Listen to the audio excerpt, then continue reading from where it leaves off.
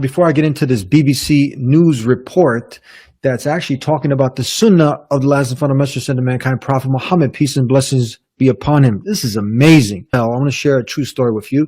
A good friend of mine shared the story with me. It's a true story. Dr. Ahmed Sabil, when he had his baby, he said that the doctors came in and did these tests and the baby's blood sugar was really low. So they were getting ready to put all these injections in the baby.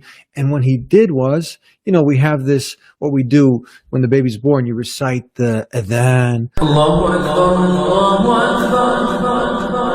And the baby's ear, God is the greatest, God is the greatest. Ashhadu an la ilaha illallah. Ashhadu an la ilaha illallah.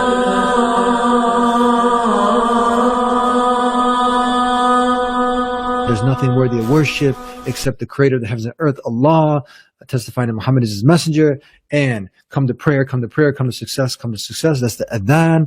And then you also have some other practices. But one of them here is the taking of the date. Look, the date and the natural sugars in the date and rubbing it inside of the baby's mouth. So Dr. Sabil Ahmed, he did this. He did it while everyone stepped out of the hospital room. So what happens next? They run back, they do all the tests, and then they come back, check the tests as they're about to go ahead and intervene because the baby's blood sugar is very low.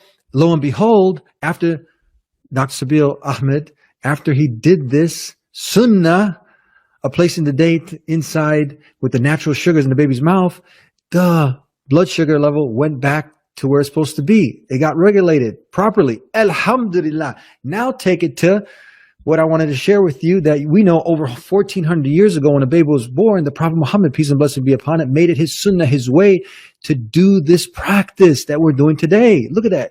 And we know in the sunnahs, there's barakah, there's wisdom. So now we have this BBC News report coming out saying that a dose of sugar given in a gel rubbed into the cheek of the baby is a cheap and effective way to protect premature babies against brain damage, say experts.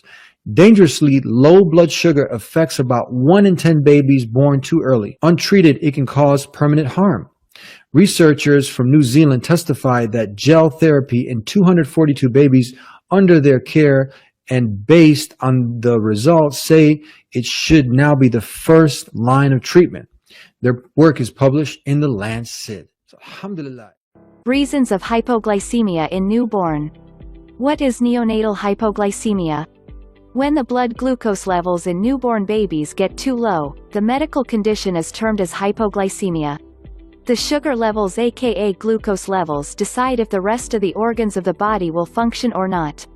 In humans, glucose is the fuel that our cells need, especially in brain. In a neonatal, there are several reasons why hypoglycemia may occur. Hypoglycemia results in problems including a blue tinge to the skin, breathing problem, shaking, and trouble in feeding. What are some commonly known causes of hypoglycemia? There could be a single major cause or multiple causes creating this condition in a newborn baby. Here's some that you should know at all times. A malnutrition mother or a poorly fed mother during gestation.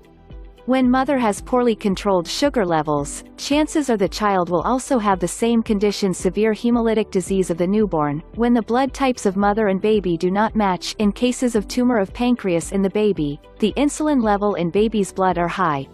Certain birth defects also cause hypoglycemia. Certain hormone deficiencies or a congenital disease could be a cause, and they are known to run in the families.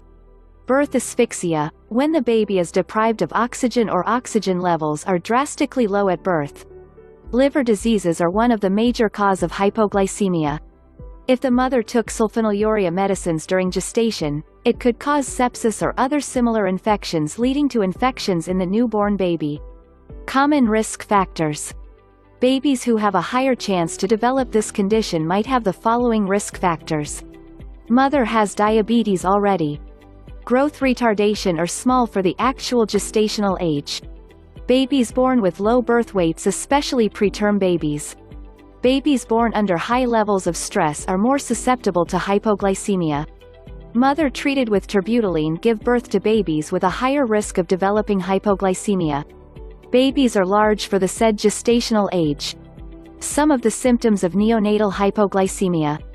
Cyanosis or pallor, blue tinge to the skin and lips.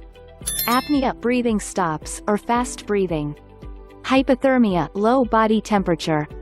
Poor muscle tone aka floppy muscles. No appetite. Lethargic with drastically reduced movement. Decrease in energy levels. Shakiness and seizures. High-pitched cry or wailing. How is this condition diagnosed at first? A simple glucose level test will give out results and show if there is any fluctuation in the levels. What are the common treatment methods for hypoglycemia? The treatment plan is devised by comparing the development of the baby with gestational age and baby's overall condition. Treatment could include giving the baby a fast-acting glucose source to reach normal levels quickly. It could be done by mixing glucose and water and feeding it as an early feeding. It is a simple formula that goes a long way. If hypoglycemia is severe or the baby's health is not up to the mark, intravenous interventions are done.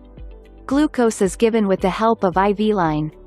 The blood sugar levels are checked a couple of times after the treatment to keep an eye out for further fluctuations.